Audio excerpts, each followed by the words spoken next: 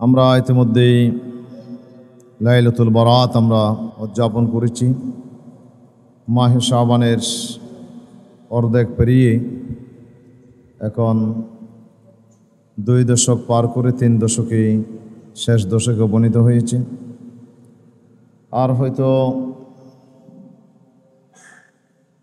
1 সপ্তাহ পরেই মাহে রমজান আমাদের সামনে সমাগত হবে। সেজন্যে শাবান মাসকে যে দিনগুলো আছে এই দিনগুলোর পরে যেহেতু রমজান আমাদের সামনে সমাগত হয়েছে, যে রহমত এবং বরকত মাগফিরাতের বার্তা নিয়ে রমজান আমাদের সামনে এসেছে, সেটাকে যদি আমরা যথাযথভাবে কাজে লাগাতে চাই, আমরা যদি মাস থেকে উপকৃত হতে চাই, তাহলে আমাদেরকে এই রমজানের জন্য একটি ভালো প্রস্তুতি দরকার। ভালো প্রস্তুতি এটা হচ্ছে মূলত হাফ ডান অফ ওয়ার্ক। একটি কাজের অর্ধেক হয়ে যায় যদি কেউ ভালো প্রস্তুতি নেই। প্রস্তুতি যদি ভালো হয় কাজটা অর্ধেক সম্পন্ন হয়ে যায়, আর বাকি অর্ধেকটা একটু চেষ্টা করলেই এটি অর্জন করা যাবে। আজ কেউ যদি ভালো প্রস্তুতি গ্রহণ না করে, তার সব আছে কিন্তু ভালো প্রস্তুতি নাই, তাহলে অনেক মেধাবী ছাত্র সেও কিন্তু প্রস্তুতি না থাকলে পরীক্ষায় ভালো রেজাল্ট করতে পারে না। আর একজন খারাপ ছাত্র যদি ভালো প্রিপারেশন নেই, একটি ভালো গুড রেজাল্ট, ভালো ফলাফল সে পরীক্ষার মধ্যে করতে পারে। এই জন্য রাসূল সাল্লাল্লাহু আলাইহি সাল্লাম 2 মাস আগে থেকেই রমজানের প্রস্তুতি গ্রহণ করতেন।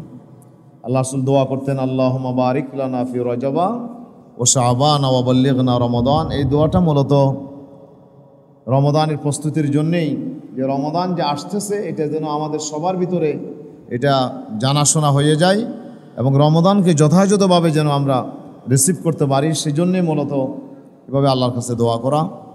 হে আল্লাহ, শাবান এবং রজবে তুমি আমাদেরকে বরকত দাও, রমজান পর্যন্ত পৌঁছার তৌফিক দাও। এটা মূলত রমজানকে গ্রহণ করার মানসিক প্রস্তুতিটাই এখানে বোঝানো হয়। প্রিয় হাজিরিন, এজন্য আমরা রমজানতে আমাদের ফসল গড়ে তোলার মাস, রহমতের মাস, নাজাতের মাস আমরা যেটা বলি, এই রহমত, মাগফিরাত এবং নাজাত যদি আমরা লাভ করতে চাই, তাহলে রমজানের যে কর্মসূচি আল্লাহ তাআলা দিয়েছেন এটা কি প্রশিক্ষণ কর্মসূচি। তো পৃথিবীতে প্রশিক্ষণ ছাড়া কেউ দক্ষ হতে পারে না, তার কাজে ভালো হতে পারে না, যে প্রশিক্ষণের প্রয়োজন। আর প্রশিক্ষণটা আসলেই কষ্টকর। যে কোনো কাজের আপনার প্রশিক্ষণ যদি আপনি নেন, তাহলে এটা খুব কষ্টকর। আপনাকে একটা সময় মেনটেন করতে হয়, আপনাকে একটু বেশি সময় সেখানে আপনাকে দিতে হবে। আপনার সবগুলো এই প্রশিক্ষণের জন্য এটাকে রিসিভ করতে হবে, সেটাকে আবার শিখতে হবে, সেটাকে আবার আপনাকে আউটপুট আপনাকে প্লেস করতে হবে, যে আপনি কি শিখলেন সেটা আবার আপনার থেকে পরীক্ষা নেওয়া হবে। তাইলে মোটামুটি এই প্রশিক্ষণটা একটু কষ্টকর হয়। রমজান এসেছে আমাদেরকে এই সামান্য কষ্ট আল্লাহ তাআলা দিয়ে আমাদেরকে জান্নাতের জন্য প্রস্তুত করার জন্য। আমরা যে জান্নাতে যেতে চাই, জান্নাতের প্রস্তুতির জন্য মূলত মাহে রমজানের এই কর্মসূচি। এই রমজান যদি আমরা যথার্থভাবে আমরা কাটাতে চাই, তাহলে আমাদেরকে ভালো প্রিপারেশন নিতে হবে। এই প্রিপারেশনের আর মাত্র আছে 1 সপ্তাহ সময় আমাদের হাতে আছে। এই সপ্তাহ সময়টা কখন যে ফুরিয়ে যাবে এটা আসলে আমরা নিজেরাও টের পাবো না। সেজন্য রমজানের এই প্রস্তুতিটার উপরে আজকে 2টি কথা আপনাদের খেদমতে আমি আরজ করতে চাই। হযরতে মুআল্লা ইবনে ফদল রহমতুল্লাহ আলাইহি বিশিষ্ট তাবী, উনি বলছেন যে আল্লাহ রসুলের সাহাবে আজমাইন থেকে শুরু করে সালফে সালেহিন যারা আমাদের পূর্ববর্তী যারা, ওনারা রমজানকে এত গুরুত্ব দিতেন, রমজান আসার 6 মাস আগে থেকেই ওনারা রমজানের প্রস্তুতি শুরু করে দিতেন এবং রমজান শেষ হওয়ার পরে 6 মাস পর্যন্ত ওনারা শুধু দোয়া করতে থাকতেন যে আল্লাহ যেন এই রমজানের ইবাদতগুলো কবুল করেন। তাহলে বছরের অর্ধেক তারা দোয়া করতেন রমজানের আপনার আগে, রমজান কিভাবে আসবে, গ্রহণ করব, রমজানকে কিভাবে কাটাবো, এই জন্য মানসিক, অর্থনৈতিক, আপনার সামাজিক সর্বদিক দিয়ে একটা প্রিপারেশন ওনারা নিতেন। এবং রমজান চলে যাওয়ার পরে এই ইবাদত বন্দিগুলো আল্লাহর দরবারে কবুল হওয়ার জন্য ওনারা কান্নাকাটি করতেন, দোয়া করতেন। তো রমজান যে আমাদের সামনে আসতেছে, আমরা অনেকেই অনেকভাবে রমজানকে আমরা গ্রহণ করি, এক একজন এক একভাবে রমজানকে গ্রহণ করেন। হ্যাঁ, তো এই গ্রহণ করার পিছনে তার যে উদ্দেশ্য, এই উদ্দেশ্য অনুপাতেই তার রমজানটা সে কাটাবে। হিজরত সবাই করেছে, কিন্তু আল্লাহ রাসূল বলছেন যে ইন্নামাল আমালু বিন্নিয়াত। এই হাদিসটা রাসূল সাল্লাল্লাহু আলাইহি ওয়াসাল্লামের অত্যন্ত গুরুত্বপূর্ণ হাদিস, এবং এটা আপনার বুখারী শরীফের প্রথম হাদিস। যে হাদিসটা ইমাম বুখারী রাহমাতুল্লাহ আলাইহি ওনার সহিহ বুখারীতে প্রথম এনেছেন। এটা কেন আনছেন? যেহেতু নিয়তের উপরে আমাদের সমস্ত কাজের ফলাফল নির্ভর করছে। ইন্নামা সামরাতুল আমাল তুতাবারু বা তুকাফু আলান নিয়া, যে নিয়তের উপরে বান্দার কাজের ফলাফল নির্ভর করে।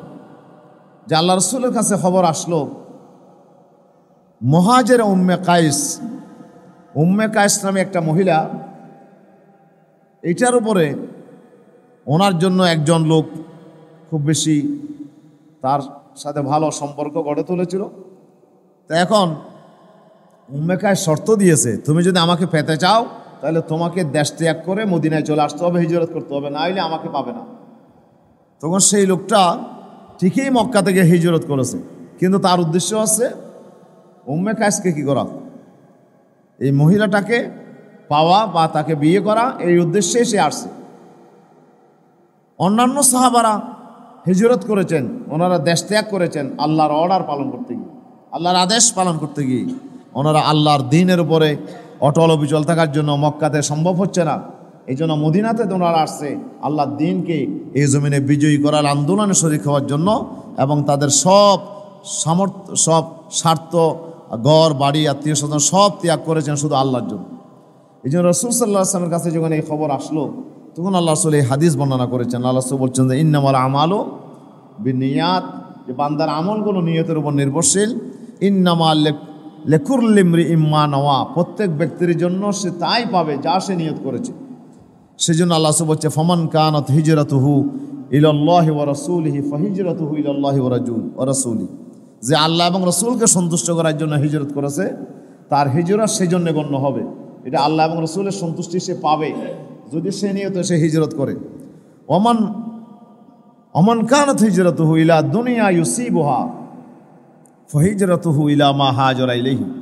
আল্লাহ বলছে আর কেউ যদি হিজরত করে থাকে ইলা দুনিয়া ইউসিবুহা, কোন একটা দুনিয়ার স্বার্থ হাসিল করার জন্য, আবিমরাআতিন ইয়ানকাহুহা, অথবা কোনো মহিলাকে বিয়ে করার জন্য কেউ যদি হিজরত করে থাকে, রাসূলুল্লাহ বলছেন ফাহিজরাতুহু ইলা মা হাজারা ইলাইহি, তার হিজরত সে উদ্দেশ্যেই কি হবে, গণ্য হয়ে যাবে। সেও হিজরত করেছে, তবে সে তার উদ্দেশ্য অনুপাতে পাবে। অনেকেই নামাজ পড়তে আসছে, কেউ নামাজ পড়তে আসছে আল্লাহকে সন্তুষ্ট করার জন্য, জাহান্নাম থেকে বাঁচার জন্য। আর কেউ নামাজ পড়তে আসছে যে সামাজিক বিধিনিষেধ আছে, যে নামাজ পড়তে না গেলে হয়তো আমার সামাজিক অবস্থান দুর্বল হয়ে যাবে, সমাজ থেকে নাম কাটা যাবে। এক একজন এক এক উদ্দেশ্য নিয়ে নামাজ পড়তে আসে, মাহফিলে আসে এক একজন এক এক উদ্দেশ্য নিয়ে। কেউ আসলে কোরআন হাদিসের আলোচনা শোনার জন্য আসে, আবার কেউ আসে যে বক্তা তো অনেক দূর থেকে আসছে, দেখি কি বলে, বক্তার একটু পরীক্ষা করার জন্য, টেস্ট করার জন্য আসে। অনেকে অনেক উদ্দেশ্য নিয়ে আসে, যে যে উদ্দেশ্য নিয়ে আসবে সে সেই রেজাল্ট সে পাবে। আল্লাহ তাআলা এই কথাটাই আমাদেরকে জানিয়ে দিয়েছেন। তাহলে নিয়তের উপরে আমাদের আমলের ফলাফলগুলো নির্ভর করছে। এই জন্য বান্দা যতই ভালো আমল করুক, নিয়ত যদি খালেস না হয়, এই আমলের রেজাল্ট তার খারাপ হয়ে যাবে। এই জন্য কিয়ামতের দিন তিনজন ব্যক্তিকে আনা হবে আল্লাহর দরবারে। আমরা জানি এই হাদিসটা খুব প্রসিদ্ধ হাদিস, যে আল্লাহ তাআলা প্রথম আনবেন একজন শহীদকে হাজির করে জিজ্ঞেস করবেন, বান্দা আমি তোমাকে এমন হায়াত দিয়েছিলাম, এত নিয়ামত আমি তোমাকে দিয়েছিলাম, বান্দা সব স্বীকার করবে। আল্লাহ জিজ্ঞেস করবেন এই নিয়ামতগুলো ভোগ করে তুমি আমার জন্য কি আমল নিয়ে আসছো, বলো কি করছো দুনিয়াতে, কি আমল নিয়ে আসছো? তখন সে বলবে আল্লাহ আমি তোমার এই নিয়ামতগুলো ভোগ করে আমি তোমার দিনের জন্য এমনভাবে জান কোরবান করেছি যে আমি সারা জীবন আন্দোলন সংগ্রাম করেছি, আর শেষ পর্যায়ে জীবনটা পর্যন্ত তোমার দিনের জন্য দিয়ে আমি তোমার দরবারে হাজির হয়েছি। আল্লাহ বলবেন কাযিবতা, মিথ্যা বলছো, কাযিবতা, মিথ্যা বলেছ। তুমি তো আন্দোলন সংগ্রাম করেছ, তুমি তো জীবন দিয়েছ। লিআন ইউকালা ইন্নাকা জারিয়ন, লোকেরা যেন তোমাকে বলে তুমি বড় বীর বাহাদুর, বীর সাহসী, বেশি সাহসী, বীর বাহাদুর। এটা বলার জন্য তো তুমি আন্দোলন সংগ্রাম করছো আর জীবন বাজি রেখে যুদ্ধ করছো, যুদ্ধে তুমি মারা গেছো। আল্লাহর দিনকে বিজয়ী করার উদ্দেশ্য তোমার ছিল না, তোমার উদ্দেশ্য হচ্ছে নিজের বীরত্ব, নিজের শ্রেষ্ঠত্ব প্রমাণ করার জন্য এটা করেছো। এই জন্য রাসূলুল্লাহকে জিজ্ঞেস করা হয়েছে, মান ইউকাতিলু ফি সাবিলিল্লাহ, হুজুর ইউকাতিলু রাজুলু শুজাআতান ওয়া ইউকাতিলু রাজুলু হামিয়াতান। আল্লাহ, হে রাসূল, যে একজন লোক বীরত্বের জন্য যুদ্ধ করে, আর একজন লোক যুদ্ধ করে গোষ্ঠীর একটা সুনাম সুখিয়াতি, আমার বংশের একটা নাম আছে, এটা রক্ষার জন্য কেউ যুদ্ধ করে। আসলে কে আল্লাহর জন্য যুদ্ধ করে? আল্লাহ বলছেন যে মান কাতালা লিতাকুনা কালিমাতুল্লাহি হিয়াল উলিয়া ফাহুয়া ফি সাবিলিল্লাহ। রাসূলুল্লাহ বলছেন আন্দোলন সংগ্রাম অনেকেই করে, যুদ্ধ অনেকেই করে, তবে আল্লাহর দিনকে বিজয়ী করার জন্য যে সংগ্রাম করেছে তার এই সংগ্রামটাই আল্লাহর রাস্তায়, আর বাকিগুলো সব নিজের ফ্যাটের জন্য, নিজের বংশের জন্য, নিজের আপনার সুনাম সুখিয়াতের জন্য সে করেছে। সুতরাং এর কোনো রেজাল্ট আল্লাহর কাছে সে পাবে না, আল্লাহর কাছে তার কোনো পুরস্কার পাবে না। সারা জীবন আন্দোলন করুক, সংগ্রাম করুক, জীবন বিলিয়ে দিক, শহীদ হয়ে যাক, কিন্তু আল্লাহর কাছে তার কোনো পুরস্কার নাই। কেন? যেহেতু সে যা করেছে সব দুনিয়ার বাহবা পাওয়ার জন্য, দুনিয়ার সুনাম সুখিয়াতের জন্য করেছে। আল্লাহ বলছে ওয়াকাদ কিলা, তুমি যে উদ্দেশ্য করছিলে সব তো বলা হয়ে গেছে। তোমাকে কত আপনার সম্মানজনক উপাধি দিয়েছে, তোমাকে বীর উত্তম, বীর, তারপরে কি বীর শ্রেষ্ঠ, তারপরে কি বলে বীর মুক্তিযোদ্ধা, কত খেতাব তোমাকে দেওয়া হয়েছে, মরণোত্তর পুরস্কার দেওয়া হয়েছে। তোমার সুনাম সুখিয়াতের ডঙ্গা বেজেছে দুনিয়াতে, তোমার যা পাওয়ার ছিল সব পেয়ে গেছো, আমার কাছে কিছুই নাই, বান্দা চলে যাও।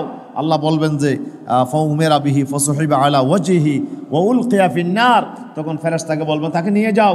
তখন ফেরেশতা তাকে তার চেহারাকে নিচের দিকে দিয়ে পা ধরে এবং চুল ধরে টেনে হিঁচড়ে তাকে জাহান্নামের গর্তে নিক্ষেপ করবেন। অথচ সেই লোকটা দুনিয়াতে শহীদ হয়েছিল, অনেক বড় উপাধি পেয়েছিল, কিন্তু সে আল্লাহর কাছে কোনো পুরস্কার পাইল না। কেন? একটা কারণ, তার উদ্দেশ্যটা কি ছিল না, সঠিক ছিল। 2 নম্বর আনা হবে একজন প্রখ্যাত বড় আলেমকে আনা হবে।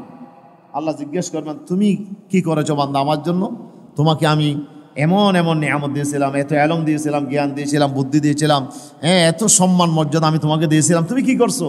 বলে আল্লাহ সারা জীবন তাআল্লামতুল ইলমা ওয়া আল্লামতুহুন নাস, আমি এলম শিখেছি আর মানুষকে শিক্ষা দিয়েছি, আমি কোরআন শরীফ পড়েছি, মানুষকে কোরআন শিক্ষা দিয়েছি। আল্লাহ তোমার দিন কি জমিনে বাস্তবায়ন করার জন্য আন্দোলন সংগ্রামে ছিলাম, তোমার দিনের দাওয়াত আমি পেশ করেছিলাম, আল্লাহ তালিম তরবিয়ত দিয়েছিলাম মানুষকে।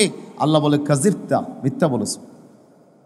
তুমি তো শিক্ষা দীক্ষা দা দিয়ে তো শুধু একটা উদ্দেশ্যে দিলে ইউকালা ইন্নাকা কারিউন, লোকেরা তোমাকে ভালো কারি বলুক, বলে ইউকালা ইন্নাকা আলিমুন, লোকেরা তোমাকে ভালো একজন আলেম বলো, বক্তা বলো, মুফাসসির বলো, এই উদ্দেশ্যে তো করেছো। তুমি তো আমাকে সন্তুষ্ট করার জন্য কিছু করো নাই। দুনিয়াতে তোমার বাহাবা হয়ে গেছে, আমার কাছে কোনো পুরস্কার নাই, যাও চলে যাও, তুমিও জাহান্নামে চলে যাও, এই আলেমটাকেও জাহান্নামে দেওয়া হবে। 3 নম্বর আনা হবে একজন আপনার বড় দানবীর, কোটি কোটি টাকা দান করছে, লোকটাকে আনা হবে। আল্লাহ জিজ্ঞেস করবেন আমি তোমাকে এত ধন সম্পদ দিয়েছিলাম, এত নিয়ামত দিয়েছিলাম, তুমি কি করেছো? সে বলবে আল্লাহ মা তারাকতু মিন সাবিলিন, আমি এমন কোন রাস্তা খাত আমি রাখি নাই যে তুহিব্বু আন তুনফিকা আলাইহি, যে তুহিব্বু আন উনফিকা আলাইহি, যে সেই রাস্তায় খরচ করা তুমি পছন্দ করো। আল্লাহ এমন কোনো খাত বাকি রাখি নাই, গরিব অসহায়, আপনার বিধবা, আপনার কত অসহায়, মসজিদ মাদ্রাসা রাস্তাঘাট, আপনার হাসপাতাল, এমন কোনো খাত রাখি নাই যে খাতে খরচ করলে তুমি খুশি হও। সব খাতে তোমার এই দেওয়া নিয়ামতগুলো আমি খরচ করেছি, আমি অকাতরে বিলিয়ে দিয়েছি। আল্লাহ বলে কাযিবতা, মিথ্যা বলছো, কথা মিথ্যা বলেছো, তুমি দান করেছো। লিইউকালা ইন্নাকা জাওয়াদুন, লোকেরা তোমাকে দানবীর বলার জন্য, বড় দানশীল ব্যক্তি বলার জন্য তুমি তো দান করেছো, দাতা হওয়ার জন্য দান করছো। এখন অনেকে দান করে মাদ্রাসায় দান করে, প্রতিষ্ঠানে দান করে কি দাতার লিস্টে নাম তোলার জন্য, হ্যাঁ, তারপরে প্রতিষ্ঠাটা হওয়ার জন্য, তারপরে এটা নিয়ে তার বংশপরিণার যেন সবাই একটা মাতবরি করতে পারে, এই যে আমার দাদা আমার বাপ প্রতিষ্ঠাতা ছিল, দাতা ছিল, এখন সারা জীবন তার ফল সে বুক করেছে, পরবর্তীতে তার জেনারেশন বুক করবে, হ্যাঁ, এরকম একটা সুনাম সে খ্যাতির জন্য সে করেছে। আল্লাহ বলো যে কাজিবতা, মিথ্যা বলছো, যাও চলে যাও, আমার কাছে কোনো পুরস্কার নাই, জাহান্নামে চলে যাও। তিনটা আমল যে সবচাইতে উন্নত কাজ, দান করা, এলমের খেদমত করা, আল্লাহর দ্বীনের জন্য শহীদ হওয়া, এটা অনেক বড় কাজ। এই এত বড় কাজ করার পরেও আল্লাহর কাছে জান্নাত পেল না, শুধু একটাও কারণে। সে কারণটা কি? নিয়তের ভিতরে তার সমস্যা ছিল, গন্ডগোল ছিল, এই কারণে এই লোকগুলো আল্লাহর কাছে পুরস্কার পায় নাই। সেজন্য আমাদেরকে নিয়ত খালেস করতে হবে। নিয়তের উপরে আমরা রমজান আসতেছে, এখন রমজান আসলো, ইবাদত বন্দি করলাম, কিন্তু আসলে তো আমরা তো এই রমাদানকে পাওয়ার পরেও আমরা কাজে লাগাইতে পারবো না, রমজান থেকে উপকৃত হতে পারবো না। প্রথম নম্বর আমার দরকার কি? প্রথম নম্বর কি দরকার? যে আমার নিয়তকে কি করা? খালেস করা, সহি করা, যে নিয়তকে পরিশুদ্ধ করতে হবে। সেজন্য আমাদের প্রথম এই বিষয়টাকে আমরা সঠিক করে নিই যে আমরা নিয়তকে খালেস করবো। আমরা রোজা রাখবো একমাত্র আল্লাহর জন্য, আল্লাহ সন্তুষ্টির জন্য, আল্লাহর কাছে নাজাত পাওয়ার জন্য, আমি আল্লাহর রাজামন্দির জন্য আমি আসলে রোজা রাখতে। আমার জীবনের প্রত্যেকটা কাজের উদ্দেশ্য আল্লাহ সন্তুষ্টি হতে হবে। এই জন্য আল্লাহ তাআলা শিক্ষা দিলেন কি? কুল ইন্না সলাতি ওয়া নুসুকি ওয়া মাহইয়ায়া ওয়া মামাতি লিল্লাহি রাব্বিল আলামিন। নবী আপনি বলে দেন, ইন্না সলাতি ওয়া নুসুকি ওয়া মাহইয়ায়া, নিশ্চয় আমার নামাজ, আমার কুরবানি, আমার ইবাদত, আমার জীবন, আমার মৃত্যু যা আছে সব একমাত্র আল্লাহর সন্তুষ্টির জন্য। আল্লাহর সন্তুষ্টির বাইরে আমার জীবনের কোনো কাজ নেই, সব আল্লাহকে রাজি করার জন্য আমি করি। সব কাজ আল্লাহ সন্তুষ্টির জন্য করতে হবে। ঘটনা মনে পড়ে গেলে একজন বুজুর্গের ঘটনা পড়লাম, যে একটা সমুদ্রের পাশে উনি থাকেন, আল্লাহর ইবাদত বন্দি করে, একজন বুজুর্গ মানুষ, তার ঘর সংসার আছে। তো সমুদ্রের মধ্যে সাইক্লোন হয়েছে, ঘূর্ণিঝড় হয়েছে, এখন এত বড় বড় ঢেউ, হ্যাঁ, এখন এই ঢেউ পার হয়ে ওই পারে যাওয়া খুব চারটেখানি কথা নয়। একজন যাত্রী, তাকে আপনার পার হইতে হচ্ছে, এই পার থেকেও পারে যেতে হচ্ছে অবশ্যই, কিন্তু এই সমুদ্রের অবস্থা বড় কাহিল। এখন যাওয়া মানে তো নিজেকে আপনার পানির মধ্যে ডুবাইয়ে দেওয়া। তো এখন কি করা যায়? এখন কি করতে পারি? তো তার কোনো বন্ধু তাকে পরামর্শ দিল, এখানে একজন বড় বুজুর্গ মানুষ আছে, ওনার থেকে একটু দোয়া নাও, দোয়া নিলে হয়তো আল্লাহ একটা যাত্রা সহজ করে দিতে পারে, তুমি একটু দোয়া নাও তার কাছে। তো তার কাছে গেছে, হুজুরের কাছে, হুজুর আমি আসছি যে আপনার একটু দোয়া নেওয়ার জন্য, আমার তো এই পার থেকে ওই পারে খামোকা যেতে হচ্ছে, কিন্তু সমুদ্রের অবস্থা বড় কাহিল, এখন তো বড় বড় আপনার ঢেউ এখন আসছে পড়তেছে, এখন এই অবস্থায় আমি কেমনে যাব? তো উনি বললেন খামোকা বাড়িতে হবে? হ্যাঁ খামোকা বাড়িতে হবে। তাইলে গিয়ে বলো, সমুদ্রকে বলো যে এমন একজন বান্দা আমাকে পাঠাইছে যে বান্দাটা জীবনে কোনোদিন খানা খায় নাই, জীবনে কোনোদিন খানা খায় নাই, জীবনে কোনোদিন কোনো মহিলার সাথে তার যৌন ক্রিয়া সম্পাদন করে নাই, হ্যাঁ, কোনো ধরনের কোনো মেয়ের সাথে তার সম্পর্ক ছিল না, এরকম একজন ব্যক্তি আমাকে পাঠাইছে, তো তুমি শান্ত হয়ে যাও। উনি বলছে যে তুমি শান্ত হওয়ার জন্য। তো লোকটা গিয়ে সমুদ্রকে বলল যে আমাকে এমন একজন ব্যক্তি পাঠাইছে জীবনে যে কোনোদিন খানাও খায় নাই, জীবনে কোনোদিন কোনো বিবির সাথে কোনো মেয়ের সাথে মিলনও হয় নাই। এই কথা বলার সাথে সাথে সমুদ্র ঠান্ডা হয়ে গেছে, ঘূর্ণিঝড় বন্ধ হয়ে গেছে। এরপরে লোকটা নিরাপদে সমুদ্র পার হয়ে গেল। তো এখন গড়ে যিনি বিবি ছিলেন, ওনার ভিতরে একটা হটকা লাগলো যে এটা কেমন কথা হইল, উনি আমার সাথে বিয়ে করছে, সংসার করতেছে, আবার প্রতিদিন খানাও খায়, আবার বলছে যে এমন ব্যক্তি পাঠাচ্ছে যিনি খানাও খায় নাই, আর যিনি কোনো নারীর সাথেও তার কোনো মিলন হয় না, এটা কেমন কথা? এটা তো আজকে একটা মিথ্যা কথা। তো স্বামীকে ধরলেন, স্বামী একটা কথা বলো, যে তুমি যে কথা বলছো এটা তো তোমার বাস্তবতার সাথে মিলে না। বলে হ্যাঁ, দুটোটাই সঠিক। দুটোটাই সঠিক মানি, আমি বিয়ে করছি খানা খাই, এটাও ঠিক, তোমারটাও ঠিক, আমারটাও। বলে দুটোটা কেমন ঠিক হলো? বলে হ্যাঁ, দুটোটা ঠিক এইভাবে যে আমি জীবনে কোনো দিন আমার মনের আর্য পূরণ করার জন্য খাই নাই। আমার মন চাচ্ছে খানা খাওয়ার জন্য, আমার মন চাচ্ছে পানি খাওয়ার জন্য, আমার মনের স্বাদ মেটানোর জন্য আমি এই পর্যন্ত কোনো লোকমা গ্রহণ করি নাই। সুবহানাল্লাহ। এই পর্যন্ত কোনো পানি পান করি নাই। আমি যা খেয়েছি, যা পান করেছি, একমাত্র আল্লাহর আদেশ পালন করার জন্য। আল্লাহ বলছে কুলু ওয়াশরাবু, খাও পান করো, যেহেতু না খাইলে পান না করলে তুমি ইবাদত করতে পারবে না। আমি যা খানা খেয়েছি সব আল্লাহকে সন্তুষ্ট করার জন্য খাইছি। আমি পান করেছি আল্লাহকে সন্তুষ্ট করার জন্য। আমার জীবনের আমার নিজের মনের কোনো খায়েশ মেটানোর জন্য আমি খাই নাই। এবং আমি তোমার সাথে যে সংসার করছি তাও একমাত্র আল্লাহ সন্তুষ্টির জন্য। আমি নিজের ব্যক্তিগত যৌন চাহিদা পূরণ করার জন্য, আমার ব্যক্তিগত আমার এই উদ্দেশ্যে আমি তোমার সাথে আমার সংসার হয় না। আমার সংসারের আসল উদ্দেশ্য আল্লাহকে সন্তুষ্ট করা। যে আল্লাহ রসুলকে আল্লাহ তাআলা পাঠিয়েছেন, রসুল্লাহ বলছে যে আমি সংসার করি, হ্যাঁ এটা আমার সুন্নত, যে এই রসুলের সুন্নত পালন করলে যে আমার আল্লাহ সন্তুষ্ট হবেন, এই জন্য আমি তোমার সাথে সংসার করি। আসলে আমার ব্যক্তিগত কোনো উদ্দেশ্যে আমি তোমার সাথে করি নাই। তো ওনার নিয়তের ভিতরে এখলাস ছিল, উনি যা করেছেন সব সত্যি আল্লাহর জন্য করেছেন। এই জন্য ওনার কথা বলার সাথে সাথে সমুদ্র কি হয়ে গেছে, ঠান্ডা হয়ে গেছে। তাইলে বোঝা যায় আমার জীবনের প্রত্যেকটা কাজ, প্রতিটা বিষয় আমাকে নির্ধারণ করতে হবে আমি করবো একমাত্র কাজ সন্তুষ্টির জন্য, আল্লাহ সন্তুষ্টির জন্য। যদি আল্লাহ সন্তুষ্ট হয় যত বড় কাজ হোক আমি ছেড়ে দেবো, আর আল্লাহ যদি সন্তুষ্ট হয় যে কোনো একটা ছোট্ট কাজ এটাও আমি করব, যেহেতু এই কাজ আল্লাহ সন্তুষ্ট। এই জন্য আল্লাহ সন্তুষ্টি হবে আমার জীবনের মূল টার্গেট এবং মূল উদ্দেশ্য। এই জন্য রমদান আসতেছে, রমদানের এই যে আমাদের প্রথম কাজ হবে আমাদের নিয়তকে কি করে নেওয়া, বলেন তো? নিয়তকে খালেস করে নেওয়া, স্বচ্ছ করে নেওয়া, যে আমার রমজানের ইবাদত কাজে আসবে যদি আমার প্রথম নিয়তটা যদি আমার খালেস হয়, আমার নিয়তটা যদি পরিশুদ্ধ হয়, তাহলে আমাকে অবশ্যই এই প্রথম কাজটা আমার নিয়তটা খালেস করে নিতে হবে। 2 নম্বরে আমার যে দায়িত্ব সেটি হচ্ছে আমাকে তওবা ইস্তেগফার করতে হবে। জীবনে যা হয়ে গেছে এই জন্য আল্লাহর কাছে মাফ চেয়ে নিতে হবে। যদি আল্লাহর বান্দা আত্তাইবু মিনাজ যামবি কামাল্লা যামবা লাহু, রাসূলুল্লাহ বলেছেন যে গুনাহ থেকে তওবা করে সেই জন্য তার কোনো গুনাহ নাই এমন ব্যক্তি, হ্যাঁ যার জীবনে গুনাহ নেই সে যেমন, গুনাহ করার পরে যে তওবা করেছে তার অবস্থাও তেমন। তাহলে তওবা করা এটা আল্লাহর কাছে বেশি প্রিয় কাজ।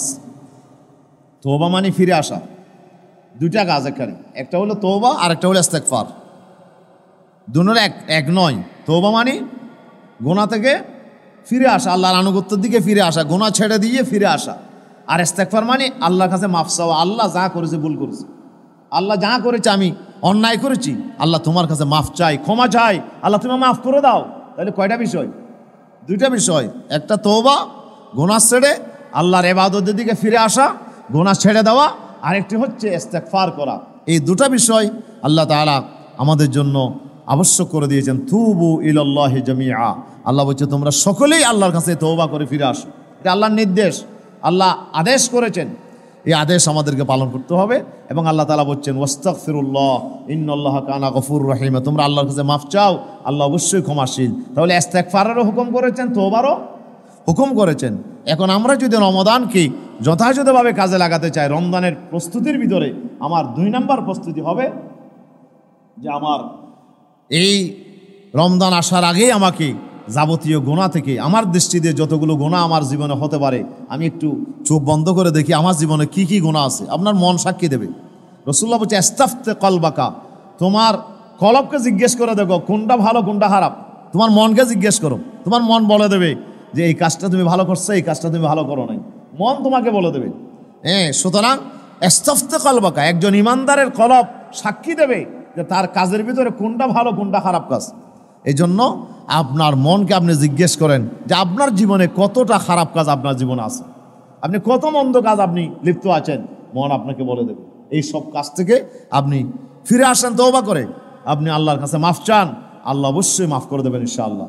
এই জন্য আমার 2 নম্বর কাজ হবে আল্লাহর কাছে তওবা করে ফিরে আসা এবং আল্লাহর কাছে কি যাওয়া, ইস্তেগফার করা। বেশি বেশি আল্লাহুম্মা গফিরলি, আল্লাহ আমাকে মাফ করে দাও, আল্লাহ আমাকে মাফ করে দাও, আল্লাহুম্মা ইন্নাকা আফুউন তুহিব্বুল আফওয়া ফাআফু আন্নি, আল্লাহ তুমি ক্ষমা করা পছন্দ করো, তুমি বড় ক্ষমাশীল, আল্লাহ তুমি আমাকে মাফ করে দাও। এই দোয়াগুলো আমরা বেশি করে আল্লাহর কাছে করব এবং আমরা গুনাহগুলো মাফ চাইবো আল্লাহর কাছে। 3 নম্বরে রমাদানের যেই ফজিলতগুলো আছে সেগুলোকে স্মরণ করা, রমাদানের ফজিলতগুলো জানতে হবে। রমজানে কি কি ফজিলত আছে? যেহেতু আমরা সবাই লাভ চাই, কি চাই? লাভ চাই। লাভ থাকলে ওদিকে আমরা যেতে চাই, আর যেখানে লাভ নাই কি লাভে লোয়া বয়, অলাভে ওলাভ না বয়। আমাদের দেশে বলে লাভে লোয়া বয়, লাভ যদি থাকে লোয়া বইব, আর যদি লাভ না থাকে ওলাও আমি কেন বইব, এটাও আমি নেব না, যদি এটা এত হালকা হোক অসুবিধা কি, এটা আমার দরকার নাই। লাভ থাকলে হ্যাঁ, লাভ থাকলে আমি কষ্ট করব, সেই জন্য রমজানে আমি কষ্ট করব, কিন্তু লাভ কি, ফজিলত কি? আমি রমজানে রোজা রাখলে ইবাদত করলে কি হবে, আমার পাওনা কি, এটা জানতে হবে, ফজিলত জানতে হবে। এই জন্য রাসূল সাল্লাল্লাহু আলাইহি ওয়াসাল্লাম প্রত্যেকটা আমলের ফজিলত হাদিস শরীফে বর্ণনা করেছেন, যেন মানুষগুলো কাজের প্রতি আকৃষ্ট হয়। সারা রাত মানুষ জেগে থাকে, এমন মানুষ আছে না? সারা রাত ঘুম যায় না, এমন মানুষ আছে তো, নাইট ডিউটি করে, তারপরে রাতের বেলায় গাড়ি চালায়, রাতের বেলা মাছ চাই, সারাদিন ব্যবসা করে আসছে, 12টা-1টা বাজে আসছে, এখন শুনছে যে বিলের মধ্যে কি উজানি মাছ উঠতেছে। আচ্ছা, তার কি ঘুম হয়? উজানি মাছ উঠতেছে, কি অলিম মাছ, তারপরে কি বোয়াল মাছ মানুষেরা ধরতেছে, কই মাছ ধরতেছে, মাগুর মাছ ধরতেছে। এখন উজানি মাছের খবর যখন পাইছে, আর তো ঘুম আসে না, বলে তাড়াতাড়ি আমাকে টর্চ লাইট দাও, তারপর আরও কি কি দরকার সব নিয়ে আবার চলে গেছে। সারা রাত ওখানে রয়ে গেছে, শুধু কিছু মাছ পাবে। এই লাভটা তাকে ঘুম কি করে দিয়েছে, হারাম করে দিয়েছে। লাভের কারণে মানুষ কষ্ট করতে মানুষ আগ্রহী হয়ে যায়। এই জন্য রমজানের ইবাদতের কি ফজিলত, কি মর্যাদা, সেগুলো আমাকে জানতে হবে। এই ফজিলতগুলো যদি আমি জানি, যে একটা রোজার কি ফজিলত, একটা রাত ইবাদত করলে কি ফজিলত, রমজানের কোরআন তেলাওয়াতের কি ফজিলত, এগুলো যদি আমি জানি, তাহলে আমার রমজানের ইবাদতের প্রতি আমার আগ্রহ, আমার তামান্না বেড়ে যাবে ইনশাআল্লাহ। এই জন্য আমার 3 নম্বর দরকার হচ্ছে রমজানের সব ফজিলতগুলোর ব্যাপারে, উপকারিতার ব্যাপারে কি করা, জানা। যদি আমি না জানি, যিনি জানেন তার কাছ থেকে জেনে নিই, আমার ফজিলত কি, পুরস্কার কি, এগুলো আমাকে জানতে হবে। এরপরে 4 নম্বরে আমার যে করণীয়, সেটি হচ্ছে রমজানের জন্য আমার মানসিক প্রস্তুতি গ্রহণ করা। রমজানের মানসিক প্রস্তুতি আমাকে গ্রহণ করতে হবে। রমজানে কি ইবাদত করবো? আল্লাহ সুবহানাহু বলছে 2 প্রকার ইবাদত, একটা ফরজ আর একটা নফল। একটা ফরজ আর একটা নফল হবে অতিরিক্ত। সেটা কি? জাআলাল্লাহু সিয়ামাহু ফরিদাতান ওয়া কিয়ামা লাইলিহি তাতাওয়ুআন। আল্লাহ তাআলা দিনের বেলায় সিয়ামকে আল্লাহ ফরজ করে দিয়েছেন, আর রাতের বেলায় দীর্ঘ সময় দাঁড়িয়ে নামাজ পড়াকে আল্লাহ তাআলা আমাদের জন্য নফল করে দিয়ে অতিরিক্ত করে দিয়েছেন। এই 2 প্রকারের ইবাদত আমাদেরকে করার জন্য দিনে রোজা রাখবো, আর রাতের বেলায় আমরা আল্লাহর দরবারে ধর্ণা দেব, দীর্ঘ সময় ধরে আমরা দাঁড়িয়ে নামাজ আদায় করব। এর জন্য আমাকে মানসিক কি নিতে হবে, প্রস্তুতি নিতে হবে। আমাকে ওয়াদা করতে হবে যে আমাকে মানসিকভাবে এখন রেডি হতে হবে যে পুরা রমজানের একটা রোজাও আমি ছাড়বো না, পুরা রমজানের একটা তারাবিও যেন আমার ছুটে না যায়, পুরা রমজানের একটা রাইতেও যেন আমি শেষ সাথে কিয়ামুল লাইল না করে থাকি, এমন হতে পারবে না। প্রত্যেক রাতে আমি তাহাজ্জুদ পড়ব ইনশাআল্লাহ। এইভাবে আমাকে একটা মানসিক কি নিতে হবে, প্রস্তুতি নিতে হবে এখন থেকে, যে রমজানের কোনো ইবাদত আমি ছেড়ে দেব না ইনশাআল্লাহ। এভাবে মানসিকভাবে আমাকে একটা প্রস্তুতি আজকে এখন থেকে আমাদেরকে মনে মনে নিতে হবে। যদি সেটা নিতে না পারি, যদি আপনি মানসিকভাবে প্রস্তুত হতে না পারেন, আপনি যতই প্রস্তুতি নেন তাহলে কিন্তু এই প্রস্তুতিগুলো কোনো কাজে আসবে না। এই জন্য মানসিকভাবে আপনাকে আগে দৃঢ় সিদ্ধান্ত নিতে হবে। ফাইজা আযমতা ফাতাওয়াক্কাল আলাল্লাহ। আল্লাহ বলছে আগের সিদ্ধান্ত গ্রহণ করো তুমি, এরপর তুমি আল্লাহর উপর ভরসা করো, এরপর আল্লাহর উপর ভরসা করো বাকি কাজের জন্য। কিন্তু আগে তোমাকে সিদ্ধান্ত নিতে হবে, তোমার শক্তি সামর্থ্য যা আছে এটার জন্য তোমাকে, তোমার প্রস্তুতির জন্য তোমার সব আপনার শক্তি তোমাকে খরচ করতে হবে। এই জন্য 4 নম্বরে রমাদানের ব্যাপারে আমাকে কি নিতে হবে, মানসিক প্রস্তুতি আমাকে নিতে হবে। এরপরে 5 নম্বর যেটা আমাকে করতে হবে, রমাদানের আগে কাজা রোজাগুলো গত বছরের যদি কোনো কাজা রোজা থেকে থাকে তাহলে এই রমজান আসার আগেই যেন সেগুলো কী করি আমরা আদায় করে ফেলি। সময় তো অনেক চলে গেছে, এখন যে সময় আছে এই সময় নফল রোজা হয়তো আপনি রাখবেন না, কিন্তু ফরজ রোজা আপনি রাখতে পারবেন, আপনার জন্য কোনো সমস্যা নাই। ফরজ কাজা যদি আপনার থাকে অবশ্যই এটাকে আদায় করতে হবে। আমার অনেক মা বোনদের ফরজ রোজা কাজা থাকে, ওনারা পিরিয়ড হওয়ার কারণে রাখতে পারেন না, আবার অনেক ভাই হয়তো অসুস্থতার কারণে রাখতে পারেন নাই। আপনার জন্য যে ফরজ এটা কিন্তু কোনোভাবেই আদায় হবে না। আপনার যদি টাকা পয়সা থাকে ফিদিয়া দিলেও আদায় হবে না যদি শারীরিক সামর্থ্য থাকে। এই জন্য আপনাকে অবশ্যই রোজাগুলো কাজা করতে হবে। এই কাজা রোজাগুলো আমাকে এই শাবান মাসে রসুল্লাহ বেশি রোজা রাখতেন কেন? এখানে রসুল সাল্লাল্লাহু আলাইহি ওয়াসাল্লামের নফলগুলো রসুল্লাহ কাজা করতেন। রসুল্লাহ তো ফরজ ছিল না, কিন্তু অনেক সময় নফল রোজাগুলো জেহাদের কারণে হয়তো অন্য কোনো ব্যস্ততার কারণে রসুল্লাহ রাখতে না পারলে এগুলো শাবান মাসে রসুল্লাহ কী করতেন?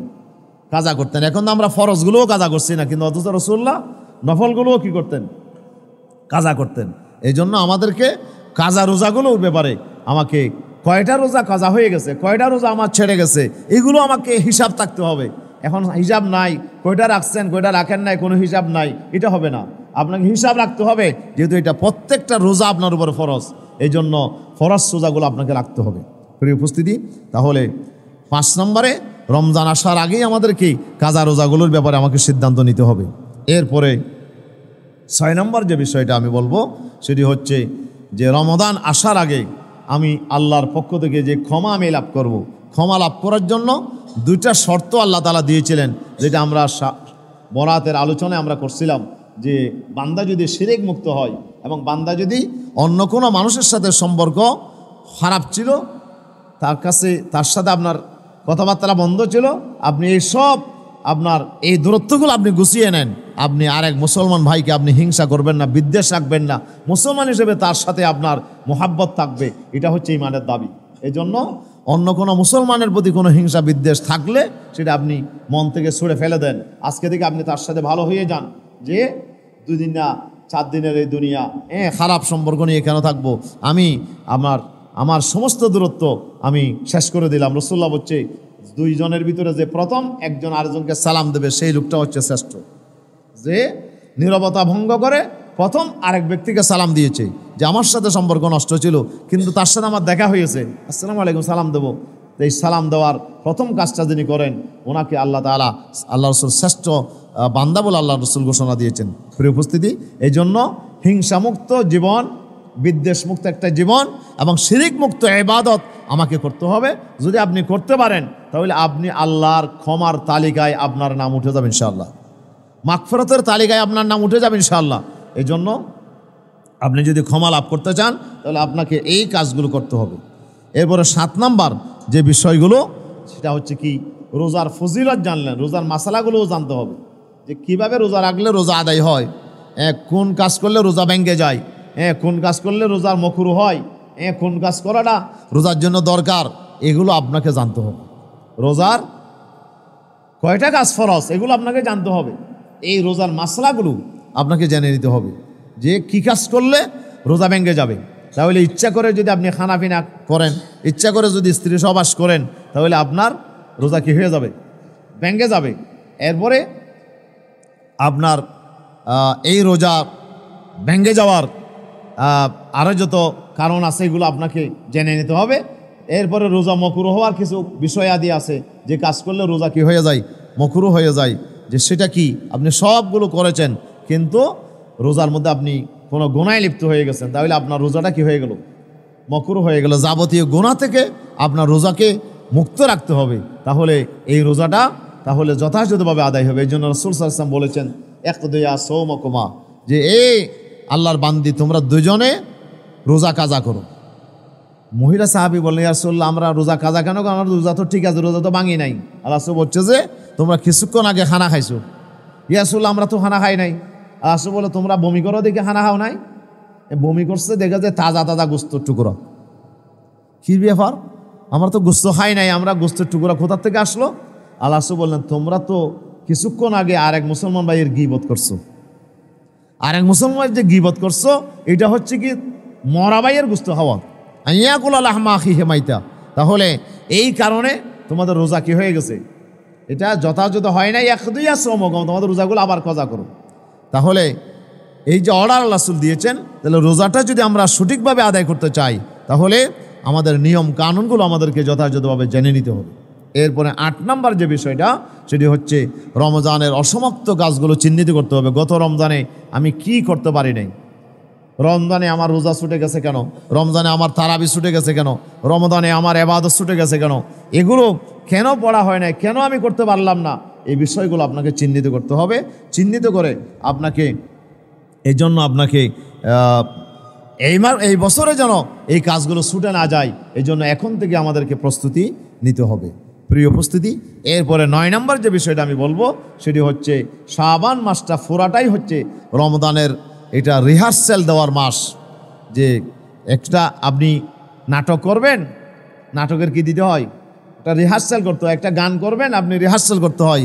একটা ভালো কাজ করবেন, এটাকে আগে রিহার্সাল করতে হয়। একটা অঙ্ক করবেন, আপনাকে ফিয়ার করার আগে রাফ করতে হবে। রাফ করে দেখবেন যে অঙ্কের ভাগ গুণ সবগুলো করে অঙ্কটা ঠিক আছে কিনা। যখন রাফের মধ্যে মিলে যাবে তখন আস্তে এটা কি করবেন, ফিয়ার করবেন। তাহলে রমজানের একটা মহড়া দেওয়ার মাস হচ্ছে কি মাহে শাবান। এই শাবান মাসে আপনাকে মহড়া দিতে মনে করতে হবে যে এই মাস এখন রোজা শুরু হয়ে গেছে, এখন আমাকে রোজা শুরু হয়ে গেলে আমাকে কী করতে হবে, এই কাজগুলো। রাসূলুল্লাহ রোজা রাখতেন, এরপরে তেলাওয়াত করতেন, জিকির আজকার করতেন, দান সদকা করতেন। এইভাবে রমজানের একটা মহড়া আমাকে এখন থেকে করতে হবে। সৈন্যবাহিনী, সেনাবাহিনী বিভিন্ন যুদ্ধ করার জন্য তারা আগে কি করে, মহড়া করে। মহড়ার মাধ্যমে ওরা জানিয়ে দেয় যে আমাদের এই প্রস্তুতি আছে, এইভাবে আমরা যুদ্ধ করব। তাহলে এই মহড়াটা আমাদেরকে চালু রাখতে হবে। 10 নম্বর যে বিষয়টা আমার দরকার সেটি হচ্ছে রমজানটা কিভাবে কাটাবেন। এই জন্য আপনার একটা দৈনিক একটা রুটিন আপনাকে করতে হবে, যে ডেলি আপনি কি কাজ করবেন, এই রমজানে আপনার টার্গেট কি, আপনি কি কাজ করবেন। এই জন্য আপনাকে একটা রুটিন তৈরি করতে হবে। এখন আমরা রমজানে রুটিন করি কি, যে এবছর রমজানে এইভাবে ভালো ব্যবসা করব, ব্যবসা রুটিন করি আমরা। তারপরে আমরা এবছর রমজানে আমরা এই ঘরের এই কাজগুলো করব। তো এই ধরনের দুনিয়ার কাজের জন্য আমরা রুটিন করি, কিন্তু আসলে রমজান কি আমার ব্যবসার জন্য আসছে, রমজান কি আসলে আমার ঘরের কাজ করার জন্য আসছে, রমজান আসছে আমার জন্য আল্লাহর নিয়ামতের মাস। এই মাসটাকে, এই নিয়ামত গ্রহণ করার জন্য আমাকে এখন থেকেই রুটিন তৈরি করতে হবে। যে ছাত্র ভালো ছাত্র সে কিন্তু রুটিন তৈরি করে, যেন কোনো সাবজেক্ট বাদ না যায়। যদি রুটিন তৈরি না করেন, এক সাবজেক্ট পড়া যাবে, আরেক সাবজেক্ট গ্যাপ যাবে, আর এক সাবজেক্ট আপনি হয়তো দেখবেন যে পরীক্ষার আগে আগে দেখবেন যে আপনার পড়া হয় নাই, তখন আপনার কষ্ট হয়ে যাবে। এই জন্য সবগুলো সাবজেক্ট যেন আপনি সঠিকভাবে পড়তে পারেন, এই জন্য একটা রুটিন আপনাকে থাকতে হবে। ডেলি আমি 3 ঘন্টা পড়বো, 2 ঘন্টা পড়বো, ডেলি 5 ঘন্টা পড়বো, একটা রুটিন আপনাকে থাকতে হবে। রুটিন অনুসারে একটা প্রতিষ্ঠান চলে, এই জন্য আমাকে আপনাকে একটা রুটিন তৈরি করতে হবে। রমজানের 1 মাসটা আমি কিভাবে কাটাবো। প্রিয় উপস্থিতি, এরপরে 11 নম্বর যে বিষয়টা যে আমাকে করতে হবে সেটি হচ্ছে রমজানের আপনার যে চাঁদ উঠবে, এই রমজানের চাঁদটা আমাকে দেখতে হবে। এখন তো চাঁদ ওঠার আগেই আমাদের দেশে রোজা শুরু হয়ে যায়। চাঁদ দেখে রোজা শুরু, চাঁদ দেখে রোজা শেষ। চাঁদ ওঠার আগে আপনি রোজা রাখতে পারবেন না। সন্ধ্যা পড়ে গেছেন, উঠছে কি উঠে নাই, কেউ বলছে উঠছে, কেউ বলছে উঠে নাই। এখন সন্ধ্যা পড়ে গেছেন, আপনি বলছেন যে রোজা একটা তো একেবারে চলে যাচ্ছে, যেই হোক আমি রোজা রাখি দিই। রাসূলুল্লাহ বলছে বড় গুনাহ করছো। সন্দেহ করে যেই দিনটা নিশ্চিত হও না চাঁদ উঠেছে, তুমি সন্দেহের দিন রোজা রাখা ফাকাদ আসাবুল কাসেম, সে যেন আমি নবীর নাফরমানি করেছে, আমি নবীর বিরোধিতা করেছে, আমি নবীর কথা অমান্য করেছে। এই জন্য আমাদেরকে সন্দেহ করে কোনো দিন রাখা যায়, নিশ্চিত হতে হবে চাঁদ উঠেছে এরপরে রোজা রাখবো, চাঁদ উঠার আগে রোজা নয়। এখন কেউ কেউ সৌদি আরবকে ফলো করছে, সৌদি আরবে চাঁদ দেখছে এই জন্য আমিও রেখে দেবো। তো সৌদি আরবে তো এখনও জুমা রক্ত হয় না, আপনি জুমার নামাজ পড়তে আসছেন। সৌদি আরবে এখনও ফজর হয় না, আপনি ফজর পড়ছেন কেন? তো এইভাবে সৌদি আরবকে ফলো করবো না, শরীয়তে যেটা পড়ছে এটাকে আমাকে ফলো করতে হবে। এই জন্য রমজানের চাঁদ দেখার আগে রোজা নয়, চাঁদ দেখার পরেই আমাকে রোজা রাখতে হবে।